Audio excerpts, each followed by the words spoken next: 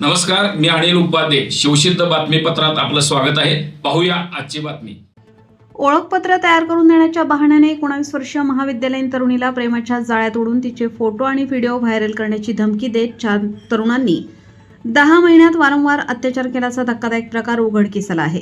या प्रकरणी मुरगुड पोलीस ठाण्यात पीडितेने तक्रार दिली. तक्रारीनंतर राधानगरी तालुक्यातील 4 तरुणांना पोलिसांनी ताब्यात घेतलं. त्यांच्यावर अत्याचार, धमकी आणि विविध कलमांखाली कोल्हापुरातील न्यायालयासमोर हजर केले असता त्यांना 4 दिवसाची कोठडी मिळाली आहे. आदित्य बाजीराव शेटके, रणजित संभाजी मुधोळकर, प्रणव गिरी, चंद्रशेखर पालकर आणि विक्रम रामचंद्र पाटील अशी आरोपींची नावे आहेत. पीडित तरुणीने दिलेल्या माहितीनुसार या चौघांनी मुरगुड येथील तलाव परिसर, गिरगाव, कात्यायनी, CBS, कोल्हापूर परिसरातील लॉज या ठिकाणी वेळोवेळी अत्याचार केले. फोटो, व्हिडिओ काढून आरोपींनी पैशांची मागणी केली होती. भीतीने पीडितेने काही रक्कमही दिली. तरीही विक्रम पाटील याने मात्र तरुणीला तू माझ्याशी लग्न केले तरच व्हिडिओ आणि फोटो डिलीट करतो असे सांगून छळ केला.